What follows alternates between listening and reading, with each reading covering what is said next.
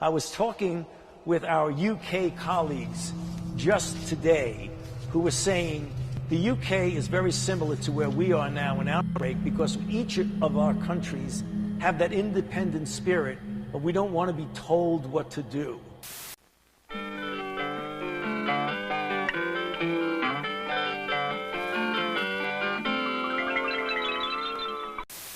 Hey everybody, I hope you guys have been hanging in there. I'd like to say that we are too, but it's actually been a really rough couple of weeks. I personally felt the shift just after Halloween, and it has not let up that I can tell.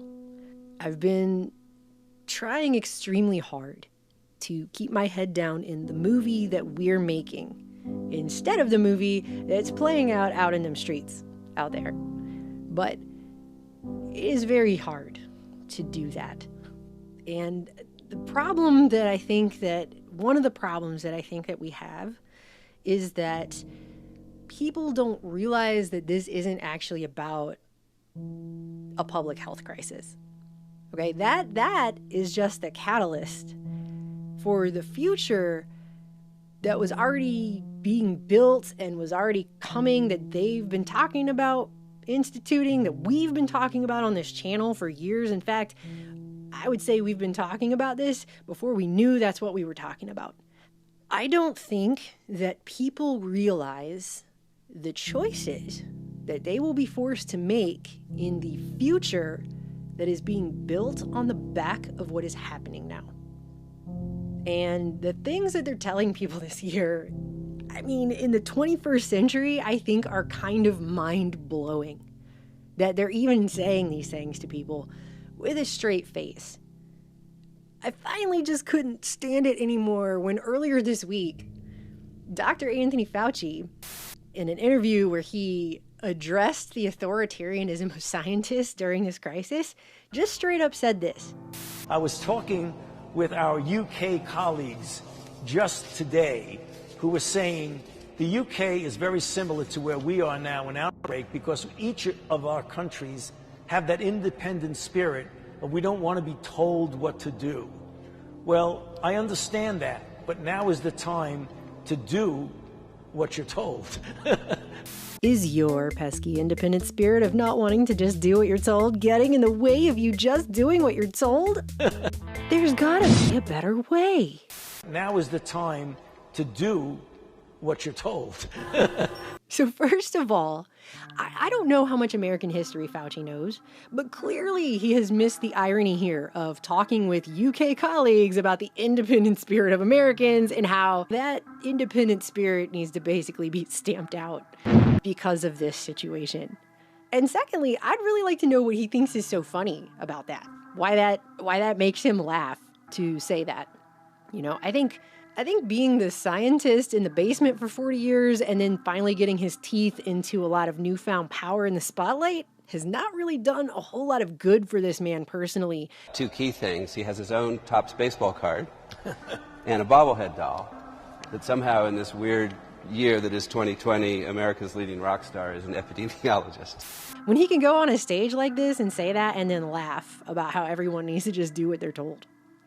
Especially when 20 minutes earlier in this same talk, he admitted that scientists have been coming off as a tad authoritarian during this crisis.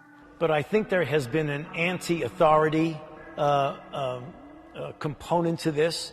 You know, we had anti-vax. People don't like to be told to be vaccinated. Scientists are often perceived as authoritarian.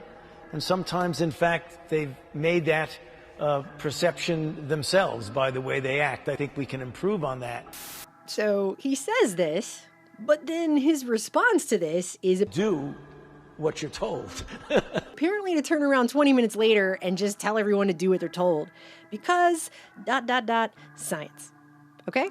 So science has become incredibly authoritarian. Not a little bit, not sort of, not let's think about this, I'm not really sure, is it or not? No, it just totally 100% is now. This whole thing was kicked off with Neil deGrasse Tyson getting up on a nighttime talk show and telling everybody, we just need to obey scientists. We just need to obey them. Of this virus. I think we're in the middle of a massive experiment worldwide. And that where are is the guinea pigs? maybe the experiment is, will people listen to scientists?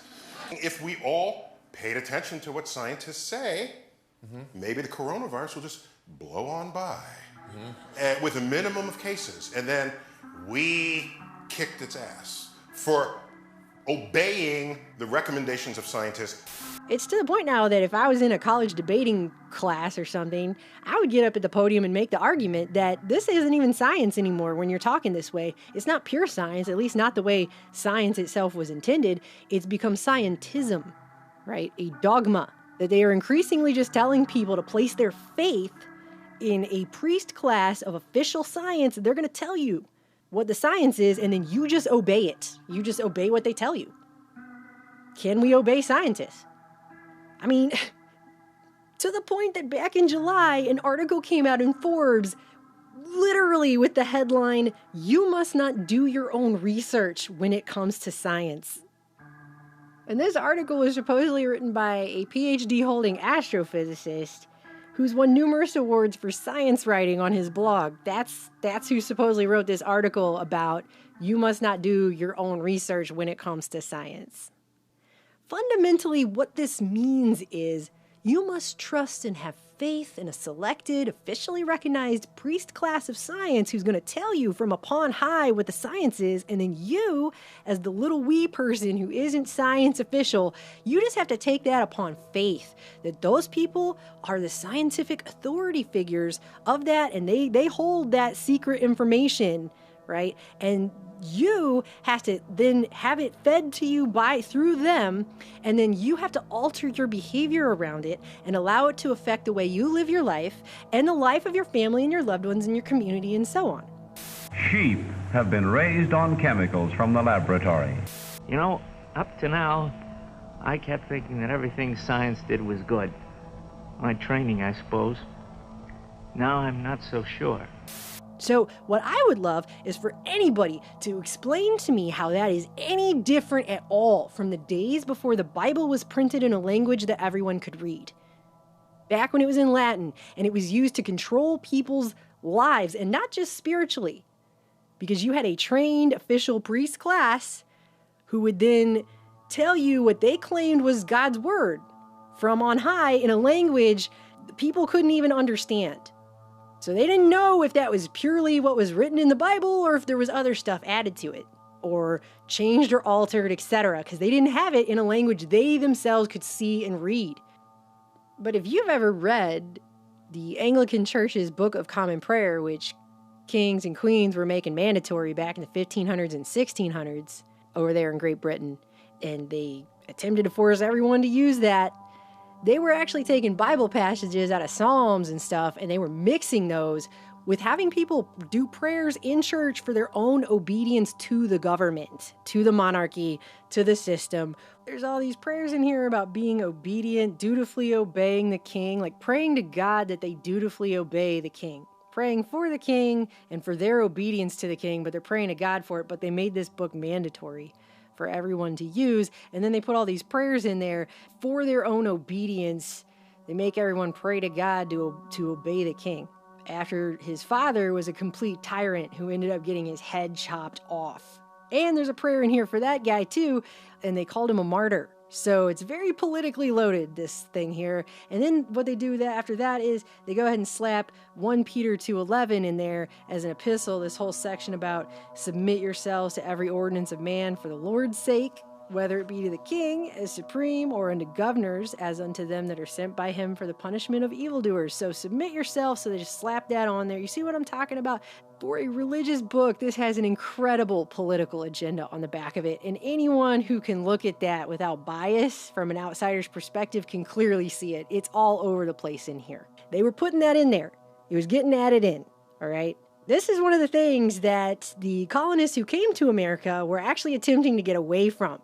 Right there, okay? And it just feels like the government is now armed, not with a manipulated Bible book thing that's all cobbled together where they take passages from here and there and just mix it together with the agenda, but instead They're armed with a scientific dictatorship priest class of scientists that has risen in the shadows of the national security state that was erected here, especially since World War II, and is the very thing that President Eisenhower was attempting to warn everyone about when he left office. Yet in holding scientific research and discovery in respect, as we should, we must also be alert to the equal and opposite danger that public policy could itself become the captive of a scientific, technological elite.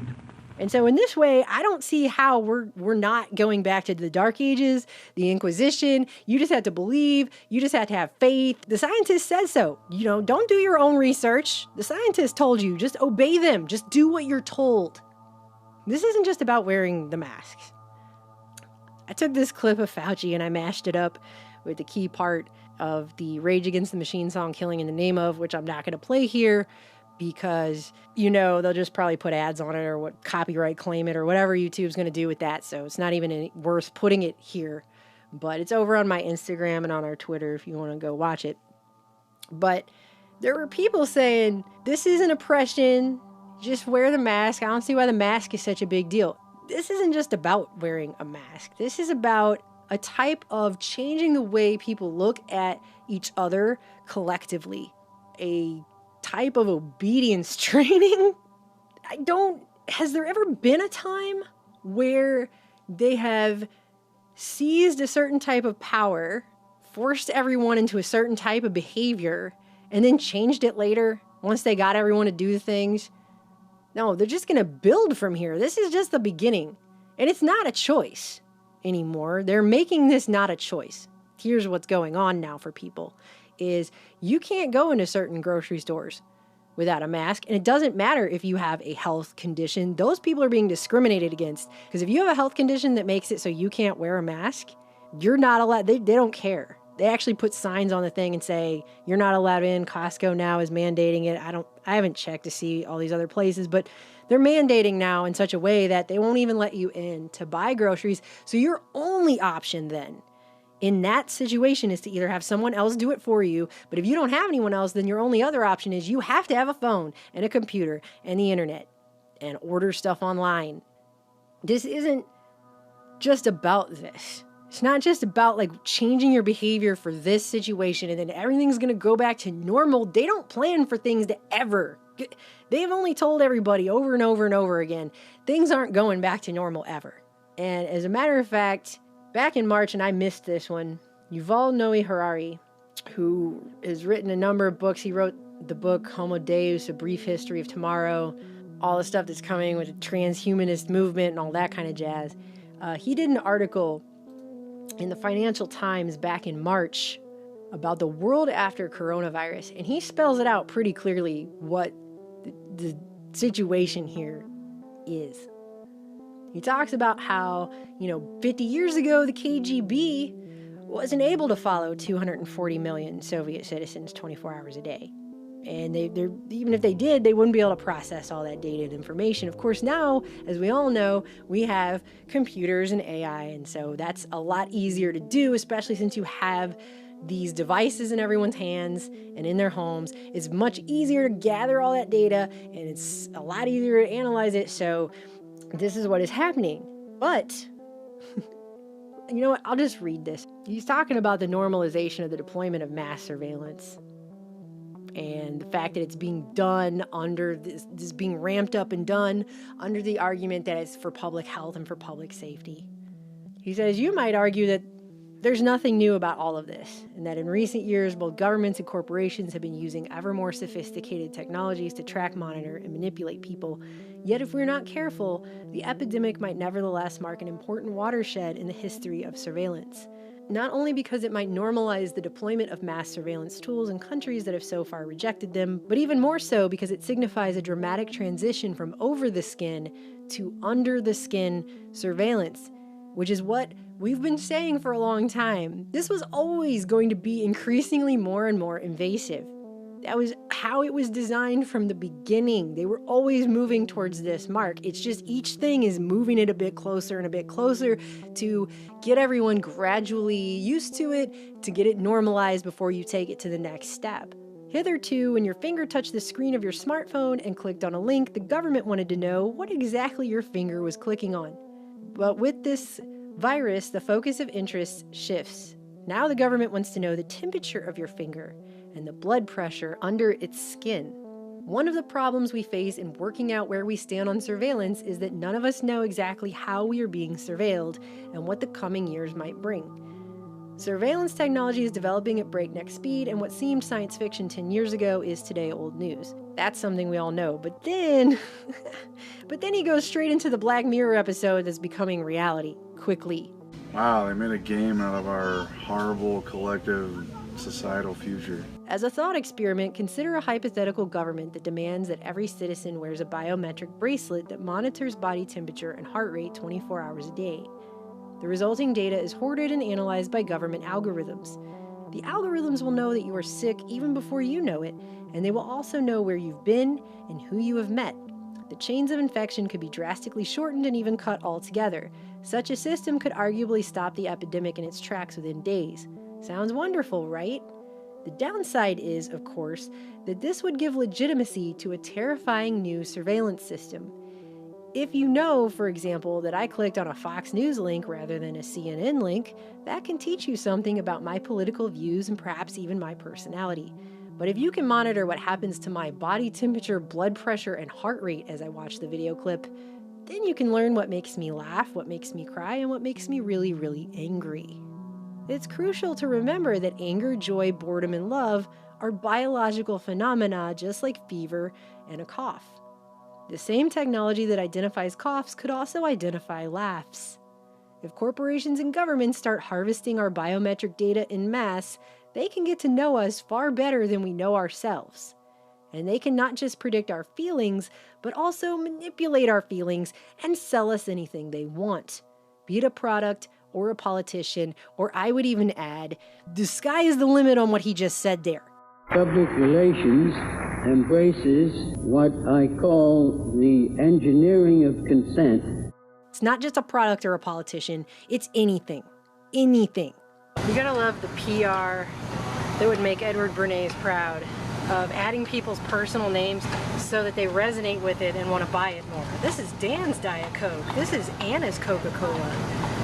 It is so manipulative. Biometric monitoring would make Cambridge Analytica's data hacking tactics look like something from the Stone Age. Imagine North Korea in 2030 when every citizen has to wear a biometric bracelet 24 hours a day. If you listen to a speech by the great leader and the bracelet picks up the telltale signs of anger, you're done for.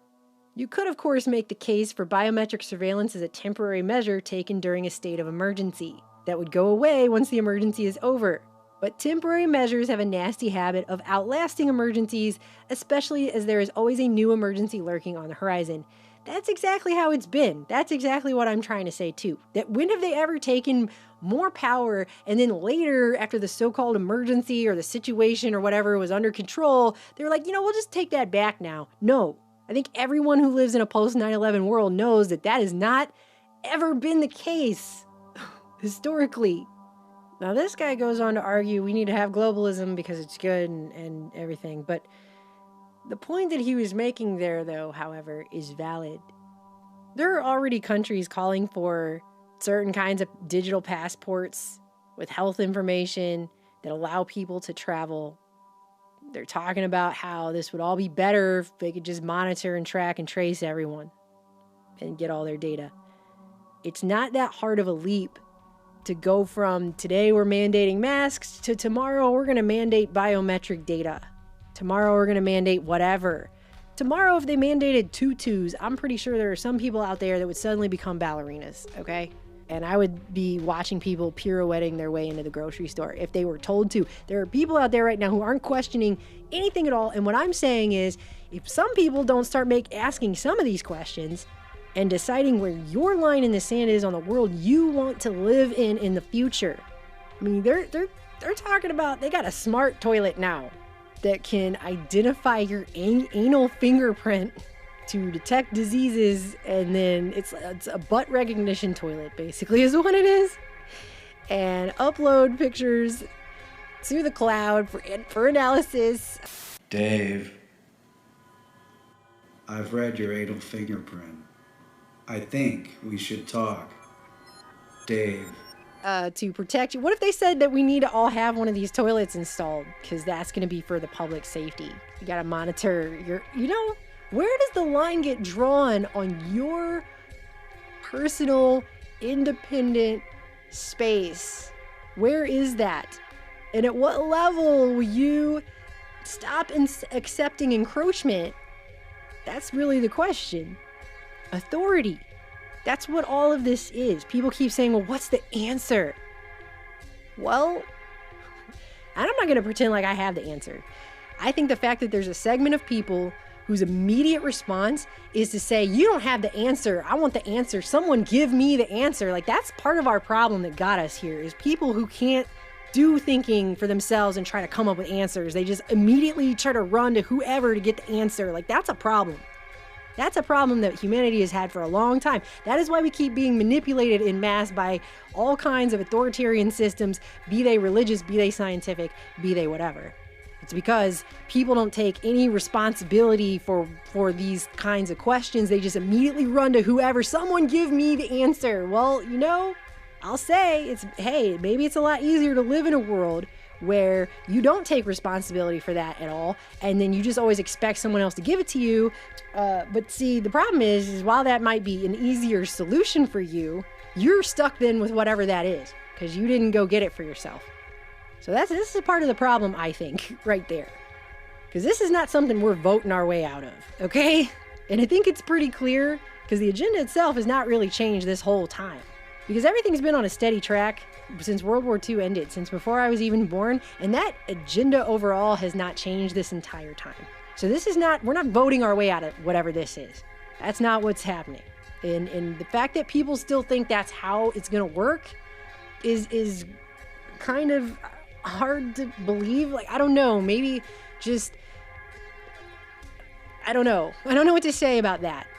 I will say this, everything that we see in this society, all of our institutions, everything that we have, our money, everything is based on legitimization.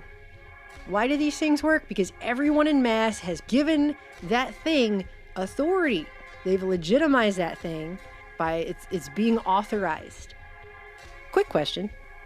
Where do you think the power of authority comes from?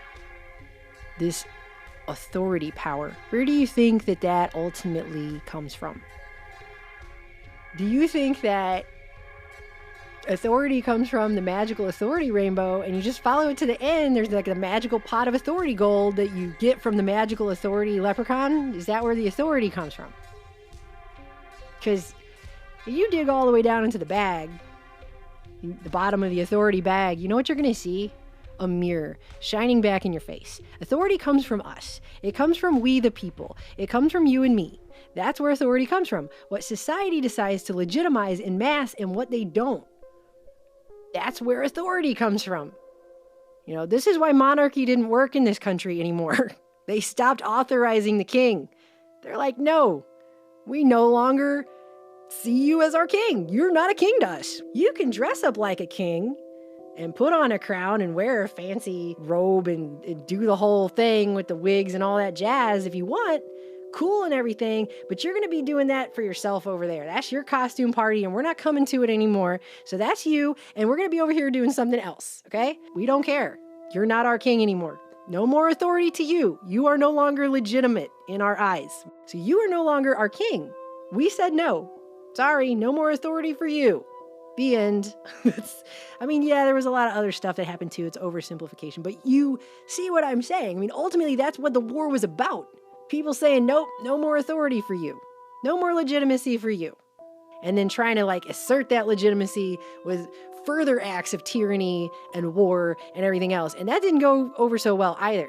That authority didn't come back in that way. It had to come back in a different way through banking powers. And that's a whole different video, but whatever. The point is, I'm getting off track. This is where authority comes from. And you know how I know that this is how it works? Do you want to know how I know that that's still the case even right now? Even right now, as there are people out there listening to this who are probably like, no, I can't help it. Everything that happens to me in my life is none of it my responsibility. It's all happening to me and there's nothing I can do.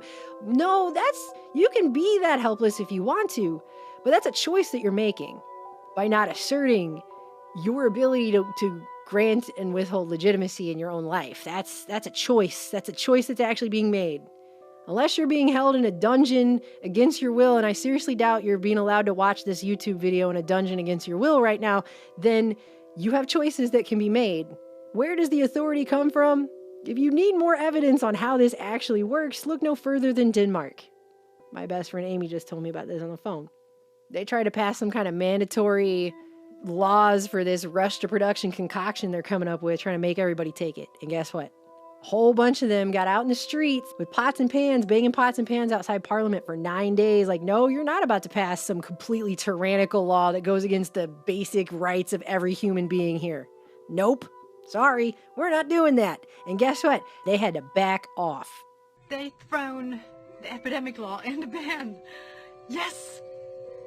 Denmark did it. I don't know if you can see here, but that's the way it looks. This is so amazing, guys.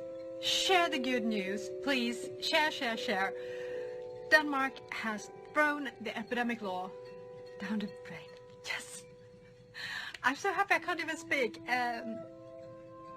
They scrapped that law because they did not give that legitimacy and they were not going to grant it any authority.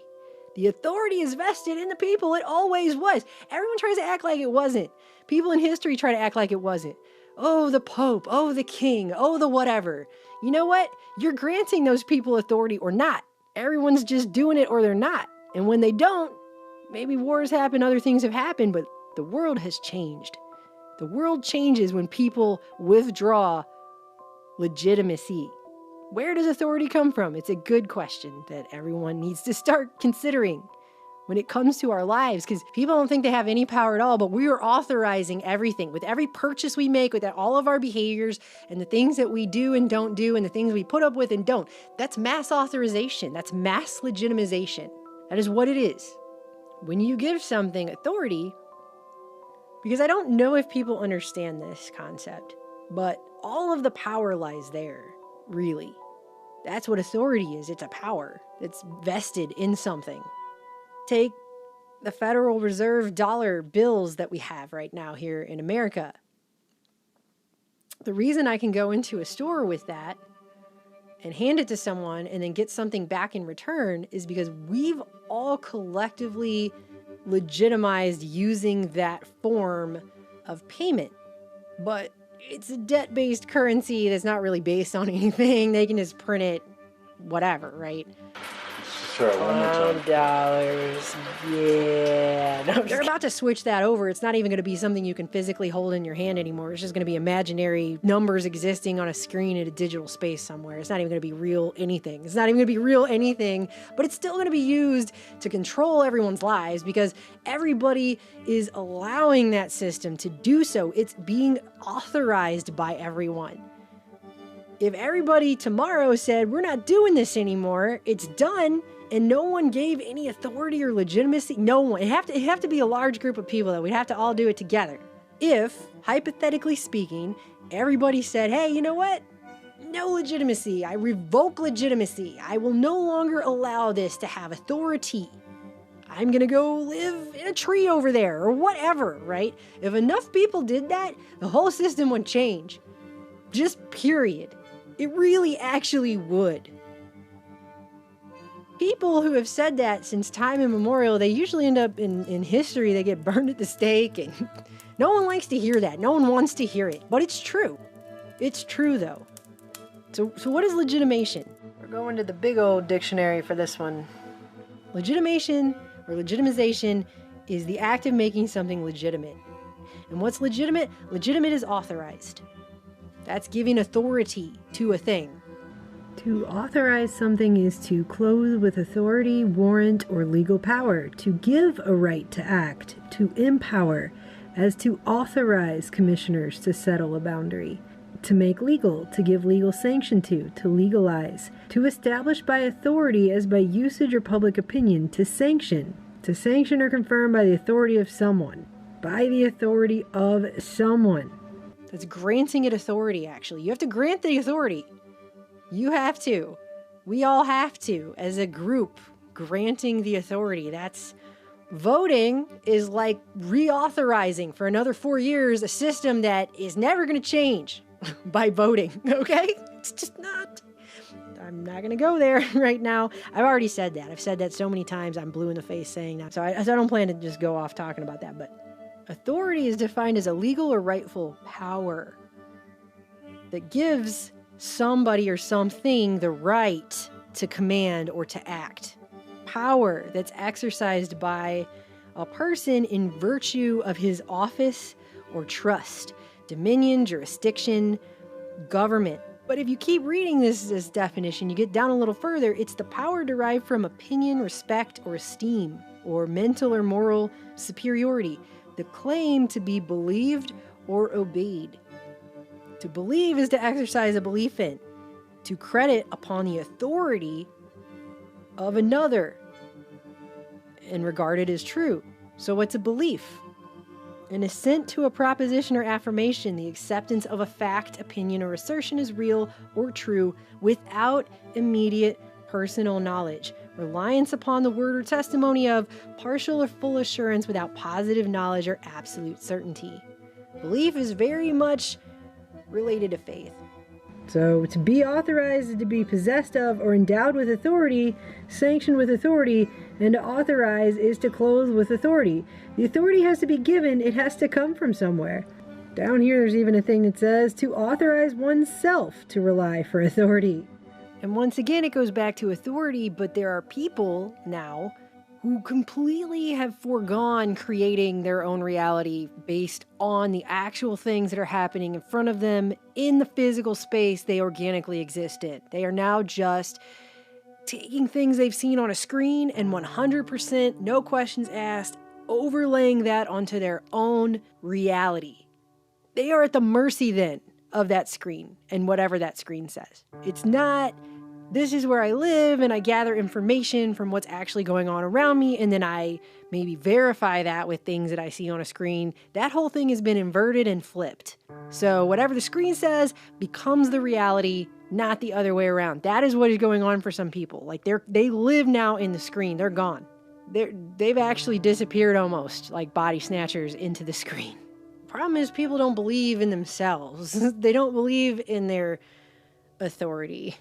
They don't realize the power that they themselves have in the granting of and withholding of legitimacy, especially in large groups. And the thing is, we're moving to a future where scientists have the butthole recognition toilet. Dave, your anal probings aren't positive. Dave. And today they're telling people this is what you got to do, it's for your safety. But what are they going to be telling people tomorrow and the next day and the next day? Like I said when I started this video, this is about realizing the choices that are going to be forced upon everyone because they're not making this optional. They're putting everyone in a situation where you either want to live that way or you don't. You either want to live in the future that's being built on the back of this, that was already being built anyway, that has been being built for decades and decades and decades. You either want to live in that so-called utopia,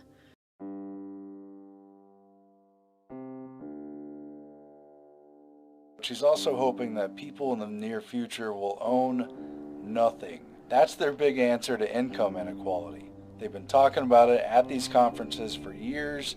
They've been talking about universal income, what to do when people can't work, and their answer is people of the future will own nothing. The Davos elite, preparing for their annual confab next month, have acknowledged the growing problem of the underman who's threatened by the rising cost of living, discouraged by the lack of better paying opportunities overall, and all the other factors that go into living in the society that we've been in. And the answer of the 1% and those even fewer who could be counted among the billionaires of the planet who own more than anyone else listed in the phone book. And their answer is that we should own nothing at all. And we talked a lot about the smart city, how much that's being used for control, but this goes beyond anything. It's straight into Marxist serfdom, actually without the problem of work and without the problem of the working man's struggle. So it's neo-feudalism, but with a new twist. Here's how it goes. Here's what Ida Aachen wrote in her column for Davos. Welcome to the year 2030. Welcome to my city, or should I say, our city. I don't own anything. I don't own a car. I don't own a house. I don't own any appliances or any clothes. I sound like I'm from a Dr. Seuss novel. Everything you considered a product has now become a service. We have access to transportation, accommodation, food, and all the things we need in our daily lives. One by one, these things became free, so it ended up not making sense for us to own much anymore.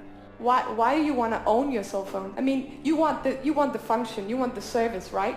Why do you want to own a cell phone if you can just lease it? And if you lease, why shouldn't you lease your refrigerator or your washing machine or your dishwasher, or why do you want to own it? I mean, it's not like the plastic in the middle. It's like, I own a broke dishwasher. I mean, wow. One man's utopia is another man's dystopia. You either want to live there and you don't care anymore if you have no privacy at all and the government is monitoring signals in your body and everything else that comes with that. Dave. Knowing which commercials make your brain light up, knowing what makes you happy, knowing what makes you cry. You either want to live in a world that's going there, because that's where this is all going, and they're telling everybody that's where it's going, and you either want to do that or you don't. And there's going to be, I think, a lot of people who don't. And so those people need to, I don't know, maybe we need to all try to figure out some place that we can all go, because there's going to be a lot of people who don't want to live this way. It's just straight up. Even Klaus Schwab, the World Economic Forum guy, he's got the Great Reset. He's telling everyone is coming on the back of this. This Great Reset thing has already been talked about. This is not new. None of this is new ideas. That's the thing. They're just now being largely told to the public. This is stuff we've been talking about for years. And what I'm saying is he, in his book, his latest book that just came out about the Great Reset, he's talking about how there are going to be a lot of people who don't want to live like this, that aren't going to want to live in these kinds of surveillance capitalism societies, where it's all based on, try to be forced into a situation where you're monitored all the freaking time. There's going to be people that don't want to live that. There's going to be a lot of people, I think, that don't want to live in a Black Mirror episode for the rest of their life on this planet. That's going to be where this is going. And it might not be right away. It might be slowly over time, like they just keep turning the water up on the boiling frog there till the frog doesn't realize he's dead. But hey, that's where this is going. And they're openly admitting that, and they're saying it. And I don't know. I like to go to the bathroom with the door closed. Why do I close the door when I go to the bathroom? Privacy. Dave, would you be interested in a product that's a lot like the tacos you ate from that truck apparently about 24 hours ago? Dave, it has very high ratings. I don't really want an Alexa smart toilet analyzing my anal fingerprint when I go to the bathroom. I don't want that to be sent to a cloud and analyzed for what I'm doing, like some people think that's the greatest. Like, science is awesome. Put it right in my butt. Well, good. You live that way. But the idea that we're going to come to a point of all of this so-called progressive technology, and then we're going to turn around and act like it's totally fine for some of us to try and force all the rest of us to live in a way that makes life not worth living is kind of ridiculous. Okay? There's nothing progressive about that. That's authoritarianism. And it doesn't work unless people get in line and march to it. Well, I'm not goose stepping to this. I don't want to live here in this world that's being painted. And I've been saying that for a long time, and I know I'm not the only person who looks at that and goes, are you kidding me? That is not life. And there are governors now in the United States of America, land of the free, who are telling people who they can and can't invite over for turkey on Thanksgiving Day in their own homes right now. That is how far this has progressed. They're trying to tell people who you're allowed to have Thanksgiving dinner with in your own house. So I'm asking Oregonians to make additional sacrifices on top of the sacrifices they've made all year. Limit your gathering to your household only, up to 6 people, 2 households if you must, but keep it at 6 people. Keep it small. Don't accidentally kill someone. So that is how far this has progressed. This is what I'm trying to say. This isn't just one, I'm not talking about masks here. This is not what we're talking about, okay? We're talking about getting people used to the idea of living in certain ways in the lead up to changing fundamental systems of how society works, lives, and is run. And it all seems to be happening on a schedule that gets people used to it. That's really... The 2 workable yardsticks help in discovering how near a community is to despotism. The respect scale and the power scale. Here's what I know.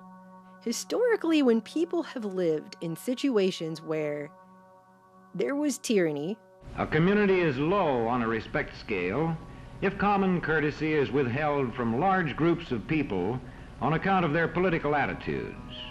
Where it was a tyrannical situation where somebody or some government body or some institution, etc., fill in the blank, was attempting to enforce tyrannical situations on people. These children are being taught to accept uncritically whatever they're told.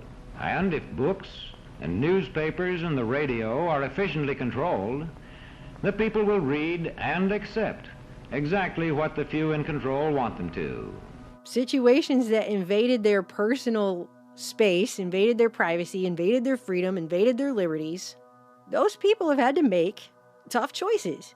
One sign of a poorly balanced economy is the concentration of land ownership in the hands of a very small number of people.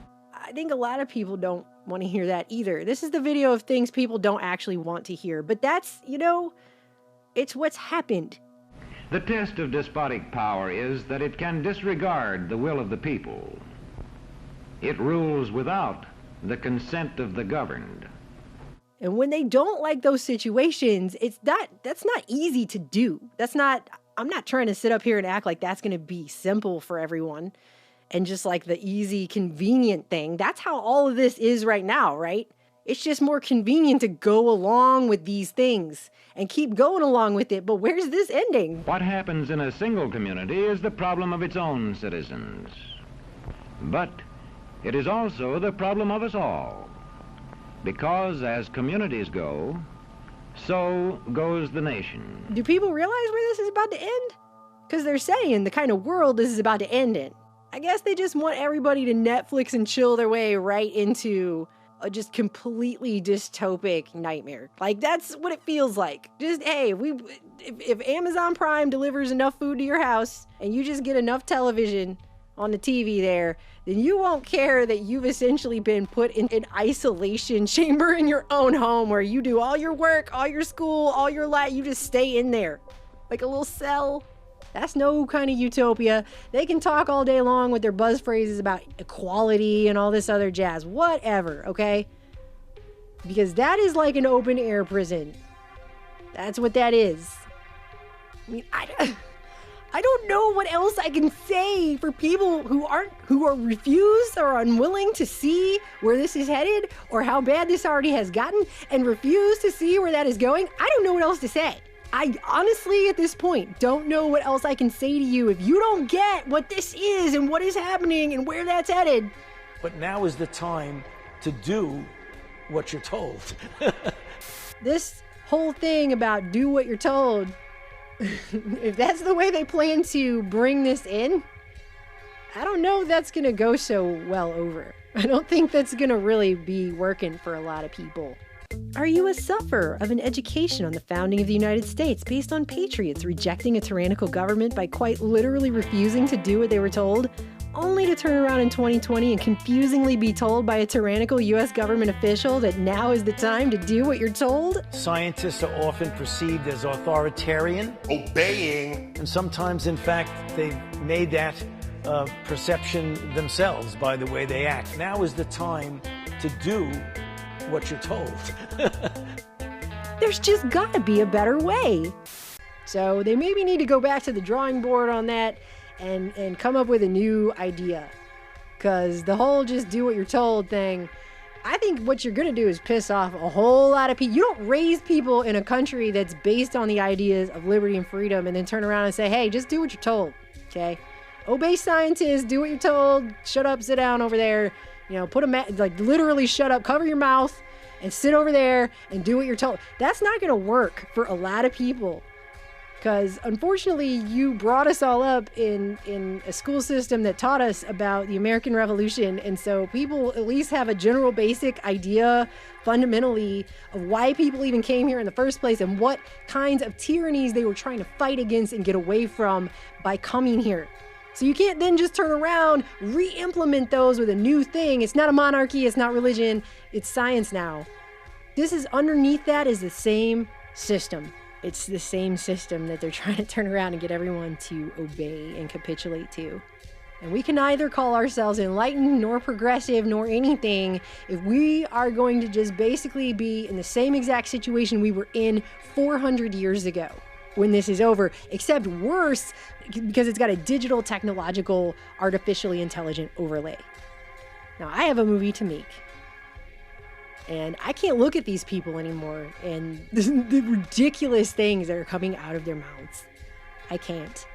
Subjecting myself to it is actually harmful. It's toxic. It's like poison. It really is. I've been doing it for years. And I've been trying to say everything and I've been trying to warn everybody. And now here just it all is. It's just rolling right the hell out.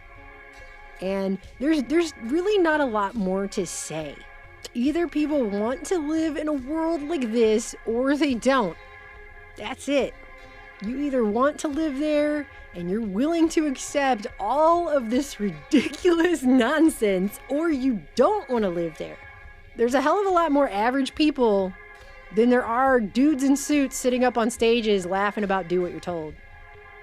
And I just think it's amazing that this country has gone from, if you give up liberty for some temporary security, you deserve neither liberty nor security, to I'm going to give up everything.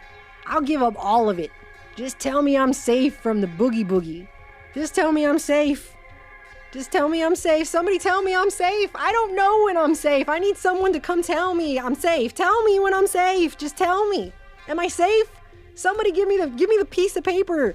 Give me the piece of paper like they gave the Scarecrow in The Wizard of Oz to legitimize my safety. Just tell me, am I safe? Is there a green box that says I'm safe? Is there a QR code that's like dinging on a phone somewhere that says I'm safe? Someone tell me, am I safe or not?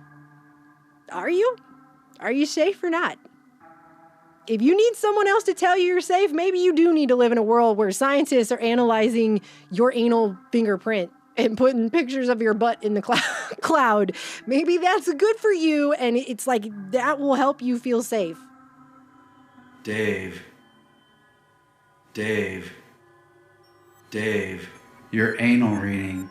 Dave, I can see that you're full of today. If that helps you feel safe, great. But you know what I've noticed is the people who think they're doing all the things they've been told to do seem to be the scaredest people I've ever seen. Maybe some people should start asking why it is they're doing all these things and still don't feel safe. Why is that? Could it be because you have given all of your authority for your personal being to other people, and you have outsourced all of your own legitimacy, your own personal authority to just everyone else? The government and the scientists and Dr. What's-His-Face up in here, this stupid laughing about doing what you're told and everything, you know, like maybe that's why. Maybe that's why you feel so damn scared. But also living in a world where you're that afraid all the time unless some government official or some scientist or some guy in a suit on a stage tells you something and you do all of it and you still feel that scared. How is that a life? Is that why you're here? Is that why you're here? To live that way? Is that why any of us are here, to live that way? Is that actually living? Does that actually constitute a life? I'm just asking.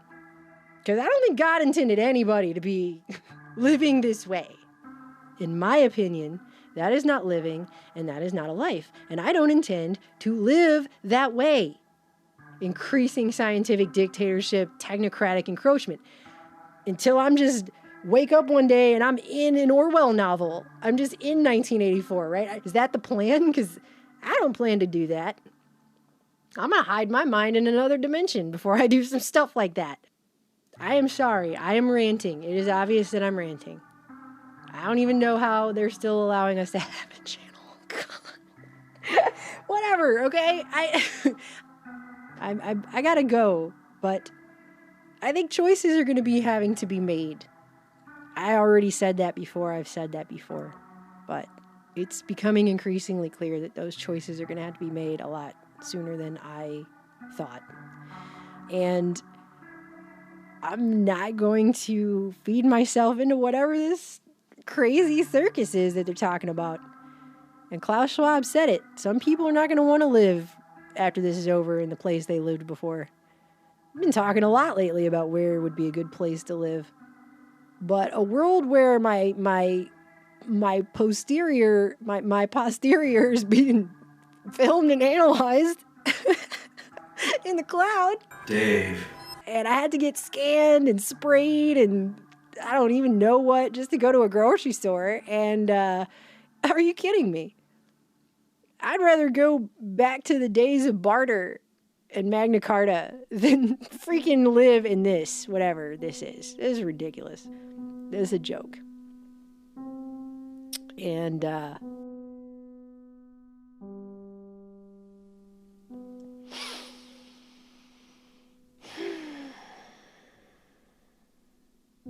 I love you guys.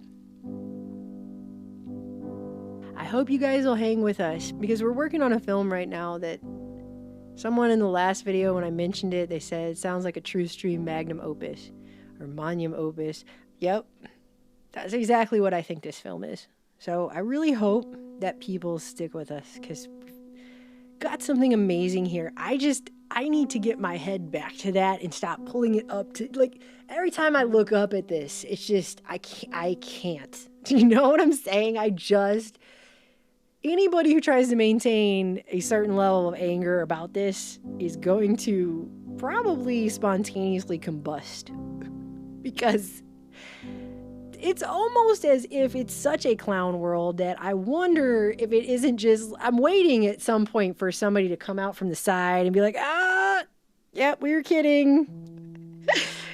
I'm waiting for it to be like hidden videos or something. And then the crew is going to come out from the corner. Yeah, just kidding. We just want to see how far we could take it. Just kidding, though. Like, this, okay, we took it pretty far. We had you going. Like, I'm waiting for that moment. That's how ridiculous things are. So, I will talk to you guys soon. I was talking with our UK colleagues just today who were saying the UK is very similar to where we are now in outbreak because each of our countries have that independent spirit, but we don't want to be told what to do. Well, I understand that, but now is the time to do what you're told. Each of our countries have that independent spirit, but we don't want to be told what to do. We don't want to be told what to do. Each of our countries have that independent spirit, but we don't want to be told what to do. We don't want to be told what to do. Well, I understand that. Well, I understand that. But now is the time. Now is the time to do what you're told.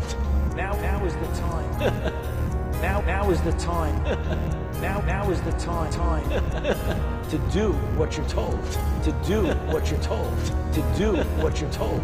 Now is the time to do what you're told.